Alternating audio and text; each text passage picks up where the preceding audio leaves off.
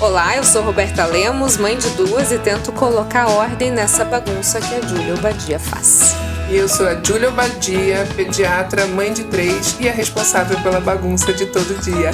Eu sou a Maite Varela, psicóloga, psicanalista, mãe de 2 e passo pano e acolho a galera. E juntas formamos Entre Laços e Nós. Toda semana recebemos um convidado especial para debater assuntos do dia a dia, formar laços e desatar os nós. Vem com a gente! Olá, seja muito bem-vindo ao Entre Laços e Nós, que hoje vai falar sobre um assunto muito bacana, principalmente para quem é mãe de menina. E sobre esse assunto a gente vai conversar com a Mariana Scarpellini, que é ginecologista. Tudo bem? Tudo Mariana, jóia. Seja muito bem-vinda. Obrigada pelo convite. Convidei também duas aqui especialistas no assunto, Júlia Obadia Viramos especialistas, não? e convidadas. E convidados. Obrigada, Roberta, por pagar pelo meu próprio programa. De E me nada. convidar. Obrigada, Maite. Obrigada, Rô. Obrigada, Mari, por ter topado essas loucuras nossas. Vamos junto. Falando sério agora, porque o Entre Laços e Nós é um programa feito para você, para tentar desatar os nós das famílias, dos pensamentos, dos pais, dos filhos, dos netos, enfim, de relacionamentos. E aqui eu tenho duas especialistas no assunto, é verdade, elas desatam nós de vários segmentos e pessoas, e hoje a gente vai desatar os nós das mães e das meninas. Doutora, falando um pouquinho, acho que a primeira coisa que a gente precisa entender é em que momento a menina precisa ir a um ginecologista e não mais a um pediatra. Certo. Na verdade, a gente costuma falar, Roberta, que assim, não existe aquele marco pontual de data mesmo.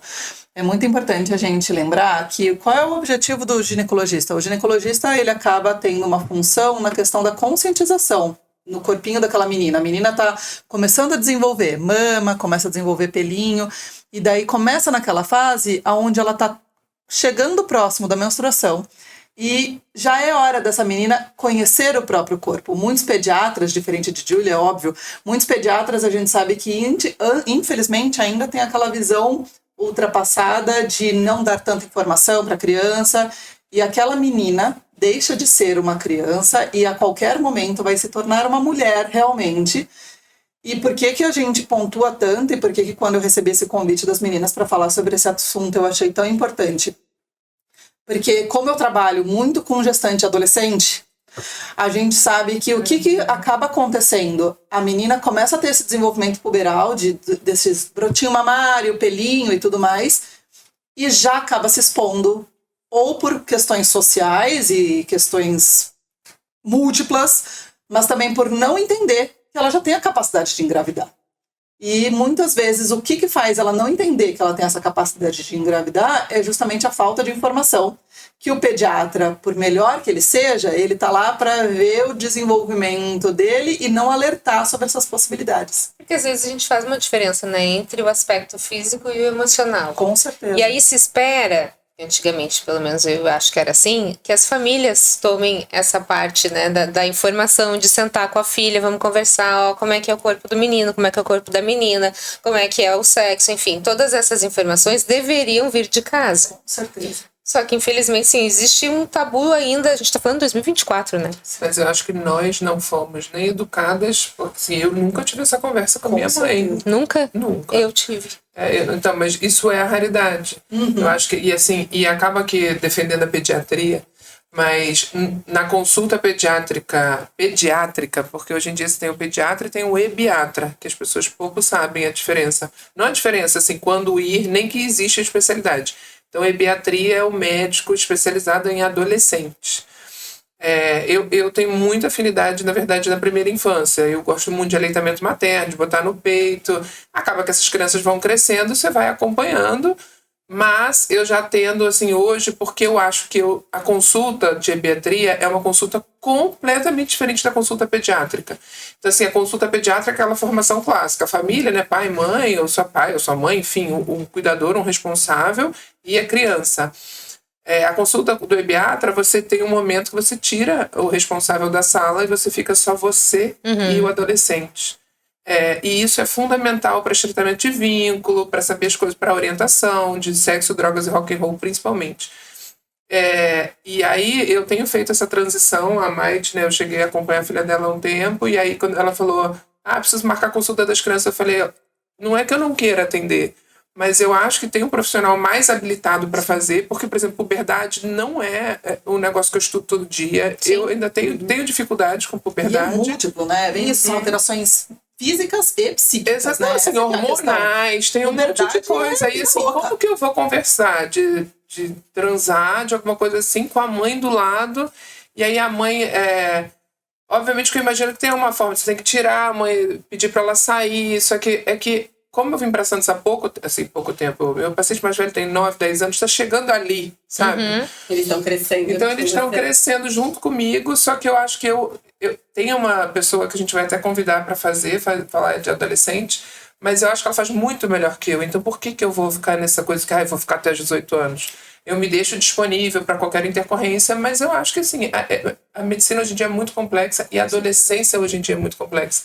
Então é importante que a menina vá para, assim, tanto para ginecologista quanto para pediatra, e eu acho que a hora que você encaminha para ginecologista, você já dá esse tom, sabe? Assim, olha, precisamos falar sobre isso. Já fica claro, né? Mas aí, Júlia, eu até ia ver com a Maite essa questão. A gente tem uma ideia, não sei se existe cientificamente uma idade, assim, a partir de 12, 13 anos, você é uma adolescente. Daqui é pré-adolescente, até 9 é criança. Não sei se é essa a relação. Mas o que a gente vê, por exemplo, assim, se a gente for falar em termos físicos, você vai levar, quando tiver vindo o brotinho, o pelinho, é mais concreto, 10, 11, 12. Varia às também, vezes. né? Varia, porque são só que de anos. repente ela tá precisando de uma orientação muito antes, porque as escolas, eu vou te falar, viu? As escolas, vai te falar. Eu vou te contar, absurdamente. Prepare-se. Você vai preparar o seu filho com 10, 11 anos, ele já tem o livro dele todo feito, pelo colega, pelo amigo, pelo celular. Ou pela internet, eu ia falar. Então, assim, ó, é na infância. Mas aí a gente, assim, sabe que isso não é responsabilidade de nenhum médico, né? Isso continua sendo dos pais, sim. Claro. Exatamente. Então, mas o que a Rô tá falando é isso. Essa criança que tem acesso prematuro a algumas questões, ela vai entrar numa puberdade emocional antes mesmo. E às vezes até na fisiológica, né? E isso não necessariamente se descobre na consulta, porque quando a mãe tem vergonha, ou a própria criança, isso não é relatado na consulta pediátrica. Né? Quando tá tudo bem? Tá tudo bem, tudo ótimo, não tem nada, só pra ver. E aí, é que Santos é tão pequeno que você acaba no convívio social sabendo de alguma coisa ou outra. Então vai do feeling e da proximidade, se saber quando de fato encaminhar. Não, e é isso que você está comentando, Gil, da adesão mesmo, da relação médico-paciente. O adolescente, a gente sempre fala justamente ir o quanto antes, porque dentro daquela primeira consulta com o gineco é exclusivamente para ser aquele olho no olho, para o paciente te conhecer, se sentir tranquilo e seguro, para daí numa próxima consulta, quem sabe, passar a conversar sobre esses assuntos mais delicados. Então, assim, tem muita adolescente que acaba passando comigo que chega na primeira consulta assim, né? Tensa, sem querer se mexer, achando que vai ser examinado, e muitas vezes a gente não precisa de um exame físico.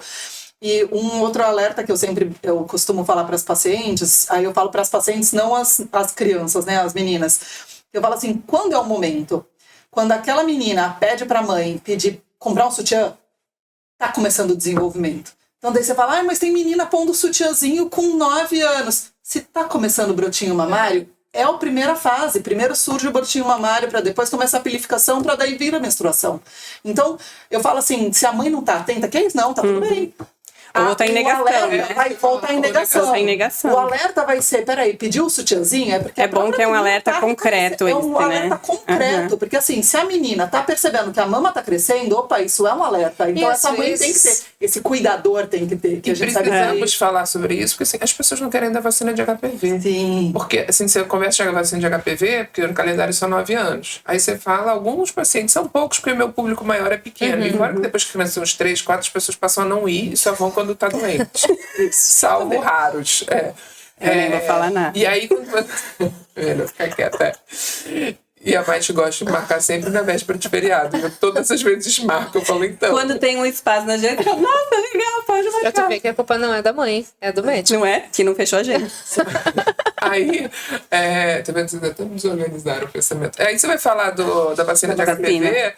E tem pai que fala, mas por que eu preciso da vacina de HPV? Isso não é relacionado, assim, aí eu vou ter que explicar pra ela porque tomar vacina. Você vai estimular ela? E aí eu vou estimular ela, e eu falo, viu, que não precisa explicar. Querida, você vai tomar vacina pra diminuir, você pode até falar pra quê? Pra diminuir o risco de câncer de colo de útero ou câncer de pênis. Ela tem útero e ele tem pênis. Acabou, né? É explicado.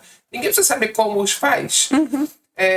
E a pessoa não quer dar vacina, porque ela não quer dar vacina porque ela tem medo. Ela não quer pensar nisso, né? Ela não quer pensar então, assim, a gente precisa falar e relembrar, mas essa obrigação, obviamente, é dos pais. Agora vamos lá, ó. Quem tem filho aqui, né? Também. Pronto, então a gente tem 4 mães aqui. Tudo pior que a vida mais louca. A gente tem uma vaga ideia do que eles estão aprendendo na escola. Né? Sim. Imaginamos. 9, 10 anos começa já em aula de ciências a falar de aparelho reprodutor, enfim. E foi nessa fase aí, um pouquinho antes, na verdade, quando a minha mais velha entrou na 5ª série, ela falou, tu não sabe, a gente tá estudando pênis e vagina. Eu falei, ótimo, então agora tá na hora da gente conversar. Peguei a pequena junto, falei, gente, vem todo mundo aqui, vamos conversar. Da mamãe. Eu tinha 3 livrinhos que a gente tinha comprado, um de 3 anos, que é até 3 anos, depois um de 8 a 11 e depois de 13 em diante. E aí vai ensinando o processo sexual de acordo com a idade. O livro é ótimo, não lembro o nome, mas é muito bom. Foi ótima dica. Ótimo, até vou lembrar e trago pra você depois. Mas, por que eu tô trazendo isso? Trouxe as duas, elas têm diferença de 2 anos. Então, uma tinha 9, outra tinha 7. Quando eu falei, fulana, vem aqui, vamos conversar. A pequena voou pro sofá, eu quero saber. E a mais velha falou, eu não quero saber desse negócio agora. Então, não é uma data, né? Não, 7, 8, tão diferente. É alguma coisa no emocional, é alguma coisa que desperta. A pequena precisava saber muito mais do que a mais velha. Porque ela senão ia procurar em outro lugar, provavelmente. E é muito interessante isso que você está usando o termo, Roberta, porque assim, educação sexual. Muita gente no que escuta essa questão de educação sexual entende que é o sexo. Vou ensinar, né? Cara, não, educação sexual é justamente a melhor criança prevenção, entender o corpo. Sim. O que é o corpo? Inclusive, quais são os buracos? A gente brinca, quais são os buracos? O buraco do xixi é diferente do buraco da vagina, diferente do buraco anal. Então, assim, quais são os buracos? O que cada um dos buracos faz? Tem menina que até hoje acha, a gente brinca assim, que é o mais absurdo que foi em rede nacional uma menina achar que ao colocar um absorvente interno poderia fazer xixi que ninguém ia perceber. Ela achou que ela colocou o absorvente interno, julgando que ela conseguiria fazer xixi que ninguém ia perceber que ela fizesse xixi. Por quê? Porque uma adolescente / adulto não sabia que o buraco do absorvente interno, que é a vagina, não era o buraco do xixi. Então são esses absurdos. E daí a gente chega no... Vou te dizer que deve ter muito adulto que não sabe. Deve. Não, isso até hoje. Eu falo que assim, eu, ginecologista em pronto-socorro, a gente pega uns absurdos que você fala, não é possível que esteja perguntando isso. E porque as pessoas não conhecem o próprio corpo. Porque quando se fala em educação sexual, é sexo. Não, gente, é conhecer o próprio corpo. Não, e fora E outra, como todo mundo chegou aqui, né? Exato. Não, e fora que é prevenção de violência. De violência, então, conhecer o próprio corpo, saber quanto alertar. E de fato, o encaminhamento do ginecologista, ele é muito bacana para estreitamento de vínculo. Para a pessoa ter uma referência, inclusive para a mãe. Porque... por tudo isso, assim, como que eu vou orientar absorvente? Sim. Quem que precisa falar? Então, você tem uma pessoa, você consegue... né? E aí é muito melhor você marcar, a pessoa ter ido antes, já fui na MAD, já conheço ela, a hora que ela menstruar, falar, vamos ligar para aquela médica que você já passou para conversar sobre isso? Você sabe que uma vez, Mari, eu ouvi uma coisa que eu achei interessante, que uma ginecologista me falou, que eu perguntei dessa questão, ela falou, sabe o que eu acho legal fazer? Quando você for numa consulta, leva ela junto, sim, como acompanhante, para ela ver como funciona, mas não dela, né? Uma sua. Você vai lá, e aí você vai tirar roupa, vai te examinar, e você vai sair, e que é natural para você, aquilo. Achei legal. Não, com certeza. É isso, porque é justamente, por isso que a gente tá falando, não é qual é o momento, não é, olha, leve sua filha ao ginecologista com 9 anos. Não existe isso. Porque é isso que eu tô falando, às vezes uma criança de 9... não tem a maturidade até mesmo de uma conversa. Enquanto uma criança de 10 já passou o time. E daí você fala, o que vai ser feito? Em que momento? Daí onde vem, por que acaba engravidando? Porque se perdeu o time de aonde fazer essa menina entender que ela poderia engravidar com um determinado ato. E trazer uma conversa, né, Mari, muito leve, Sim. muito solta, assim. A gente não tá falando de, meu Deus, é um tabu, um órgão sexual. Você não fala do dedo, você não fala da unha, você não fala do pé, é uma parte do seu corpo. Quer ver uma coisa muito simples que eu falo, que é muito engraçado? É assim, você é filhos meninos, seu filho sabe o que é menstruação? Agora ele sabe porque a Amanda menstruou. Então, esses dias, meu filho me viu trocando absorvente, daí ele fez assim, você tá sangrando, mamãe? Eu falei, tô. Ele, mas o que é isso? Então daí você tenta explicar de uma forma natural, e daí eu falei, tá vendo, filho, agora você sabe. Quando as suas amiguinhas, alguém acabar acontecendo por isso, se ela tiver com cólica, você vai ajudar de tal forma, você explica. Então, assim, é o tratar com naturalidade. Meus filhos chamam a fralda da mamãe. Se você trata, se a gente conseguir, e é isso que a Gil falou desde o começo, infelizmente esse tabu que existe de falar de educação sexual, falar sobre o próprio corpo, mas é cultural. Cada vez que a gente conseguir, através de internet, que é isso também, hoje em dia a internet é tudo. Então, se a gente conseguir, através de um podcast, que chegue nos ouvidos dessas mães, que fiquem, ai, peraí, eu realmente não consigo conversar sobre, mas quem sabe essa herbiatra vai conseguir conversar, essa gineca vai conseguir conversar, e isso acaba ajudando, entendeu? Então, até pra orientar a mãe, às vezes, na né? verdade, não só a criança. E um não exclui o outro, né? A visita ao a herbiatra vai ver um conjunto. Vai ser como um porque clínico, acaba que né? a mulher, quando começa sendo ginecologista, o clínico vira o ginecologista, não deveria. Mas não deveria. não deveria, mas é. Mas aí a menina pode continuar com o segmento com o herbiatra, porque se ela tiver um quadro de tosse, enfim, uma urticária, qualquer coisa, tem um médico de referência e tem aquela pessoa de referência para ela conversar sobre o próprio corpo e, por que não, a sexualidade, que vai ter que conversar de anticoncepcional. E eu acho bacana, porque é o pezinho na vida adulta, né? O pezinho em eu tenho minha médica. É uma consulta. Eu estava ontem na clínica com a Mari, ela estava atendendo uma adolescente, e aí ela até me falou que a mãe, bem bacana na primeira consulta, explica, fala. Ontem, essa paciente em específico, ontem era a segunda consulta. Na primeira consulta foi para justamente conversarmos, já falarmos sobre método anticoncepcional, ok. Só que eu, graças a Deus, eu tenho esse feeling, eu fiz assim, mãe, o que você acha de você me esperar lá fora um pouquinho para eu conversar com ela?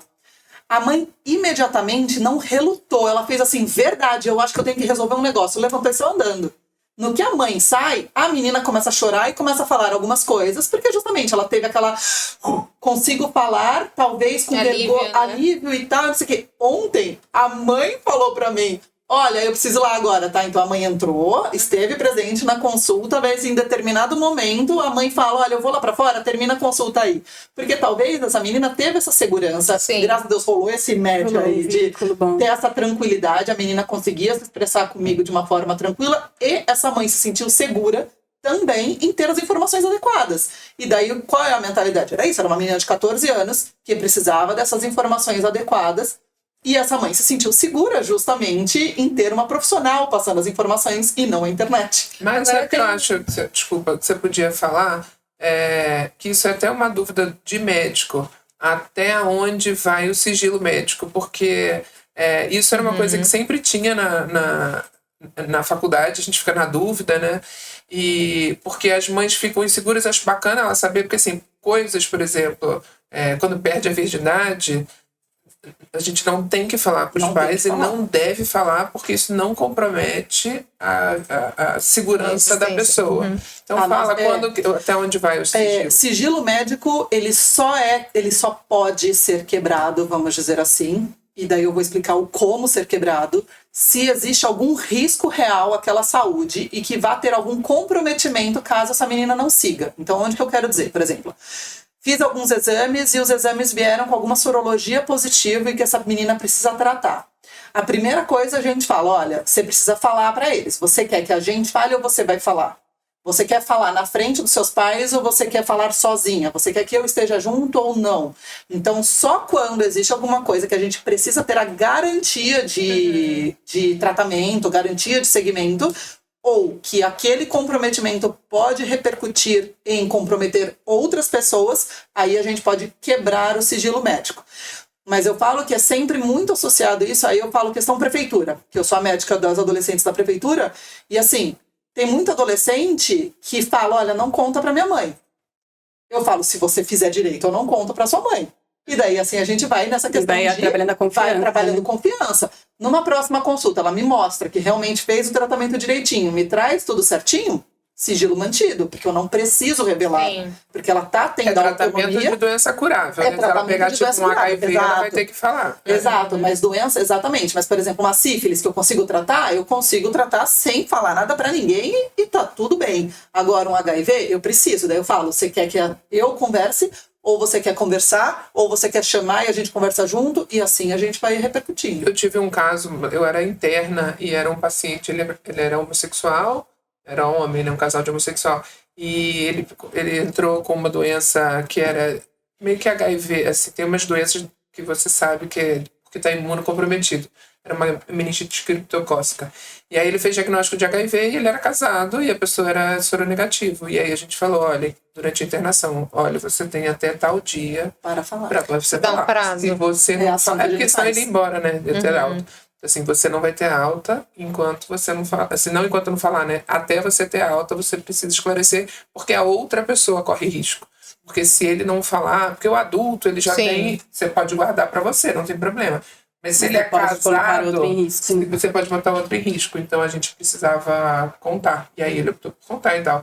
E aí eu lembro que era um jeito que eu nunca sabia quando precisava falar, quando não precisava. E aí esse caso foi um caso que me ajudou a conduzir. É porque se quando eu você acho trata bacana, com né? pessoas abaixo de 18 anos, realmente fica essa dúvida. Você tá falando de adolescente, né? Fala, mas como você vai E tem falar essa com Mas isso E na tem essa psicologia cultura. também. É a mesma coisa. E tem essa sigilo. cultura de levar pro médico. Vou levar pro médico pra ver se você é virgem. Exato. Eu preciso Já, falar. e isso acontece até hoje, tá, Gil? Vou falar que isso imagino. acontece até hoje. Chega esses absurdos que você fala, eu vou examiná-la, mas o senhor não tem autoridade e nem nada, direito nenhum a saber do meu exame físico. Se ela quiser falar de qualquer coisa, aí é diferente, mas eu, como médica, devo qualquer atenção à paciente. E ponto, entendeu?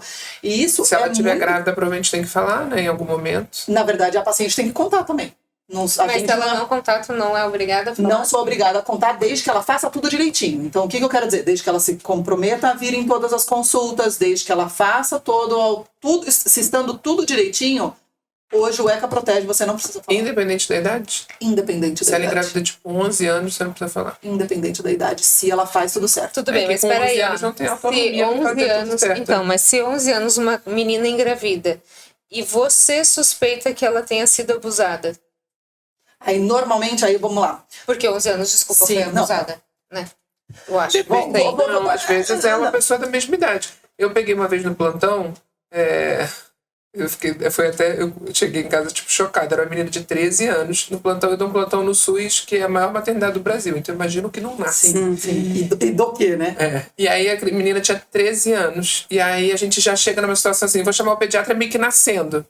E aí eu peguei a carteirinha dela, ela era RH negativo, e aí isso importa pra saber, porque se a criança for positivo, tem uma vacina pra tomar, enfim. E aí eu falei pra ela, você sabe qual que é a tipagem sanguínea do pai? A hora que saiu da minha boca, porque, gente, a pessoa de 30, 40 não sabe sorologia, o RH do pai.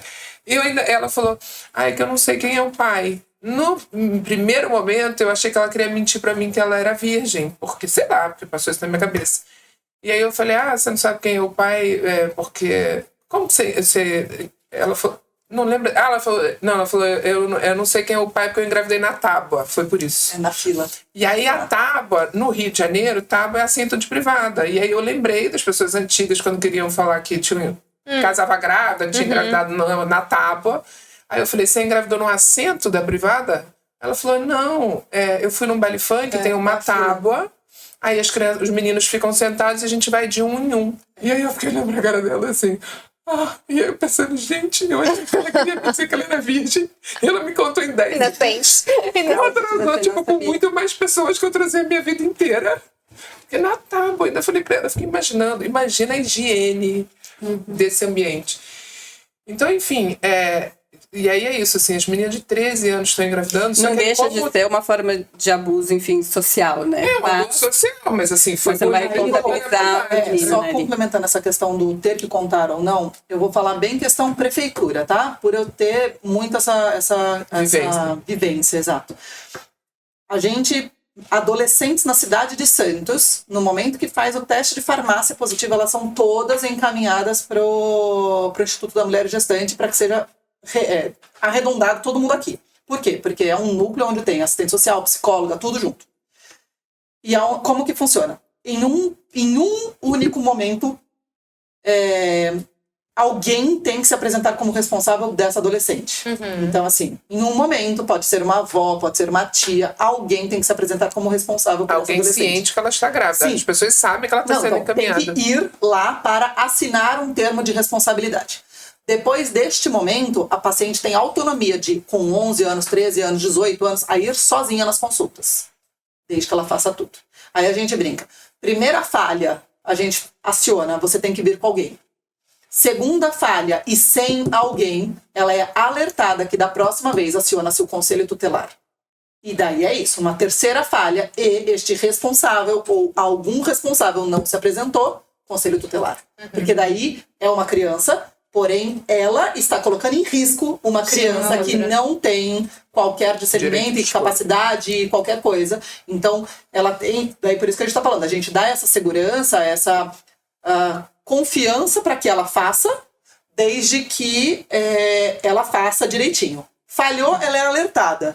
Falhou de novo, a gente exige que venha um acompanhante. Falhou de novo e o acompanhante não apresentou, conselho tutelar. Ou seja, tem muitas informações para falar sobre E eu fiquei isso. pensando, eu imagino que esteja perto de encerrar. Sim, ela me tirou um gancho.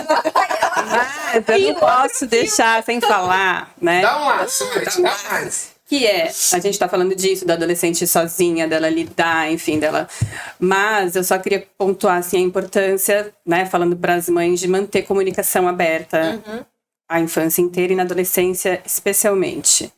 Porque como é muito melhor quando não precisa, enfim, que ótimo que tenha profissionais que vão dar esse suporte, mas quando tem do profissional em casa, aí é muito melhor. Não, e apoio, né? Porque senão não adianta você encontrar. Exatamente, todos nós chegamos assim, aqui. E que a gente tem consciência que nossos filhos vão transar. Sim. E que eles transem com a segurança que tá tudo bem. E aí tem gente que acha, não, porque eu vou abrir esse canal, minha casa vai virar um motel. Não, sua casa não vai virar um motel. Pelo contrário. Pelo contrário, exatamente. Mas por que expor os seus filhos a esse tipo de situação de ter que... Vai fazer. E vai fazer o quê? Na escada, na rua, correndo risco na tábua. Então, que faça com segurança e sabendo que assim, a casa é um lugar de respeito e que não vai ser motel, mas é muito mais fácil se isso for caminhado, conduzido, orientado, do que na briga, porque não adianta. Se quiser fazer, vai fazer, você querendo ou não. Só que a diferença vai ser escondida. Ou seja, aproveite e se comunique com seu filho. Né? Com Eu acho que certeza. essa é a principal lição que a gente tira, não só nessa questão de sexualidade, mas Em tudo. Pra vida. para a vida. Essa é a grande dificuldade, eu acho. Comunicação. A hora que a gente conseguir resolver a comunicação em casa, a gente resolve, acho que 99,9% dos problemas. Se a gente resolver a comunicação em todos Humanidade. os lugares, como Sim. a comunicação, na verdade, eu acho que é a única chave pro relacionamento como um todo, para qualquer relacionamento. Mariana, muito obrigada, viu? Sucesso para você e parabéns por esse trabalho tão desafiador. Sim. Obrigada pelo convite, meninas. Muito obrigada, Júlia, Maite, por vocês participarem com a gente desse espetáculo aqui. O Entre Laços e Nós fica por aqui. Muito obrigada, a gente se vê no próximo episódio. Até mais, tchau, tchau. Tchau. Olá, eu sou Roberta Lemos, mãe de duas e tento colocar ordem nessa bagunça que a Júlia Obadia faz. E eu sou a Júlia Obadia, pediatra, mãe de 3 e a responsável pela bagunça de todo dia. Eu sou a Maite Varela, psicóloga, psicanalista, mãe de 2 e passo pano e acolho a galera. E juntas formamos o Entre Laços e Nós. Toda semana recebemos um convidado especial para debater assuntos do dia a dia, formar laços e desatar os nós. Vem com a gente!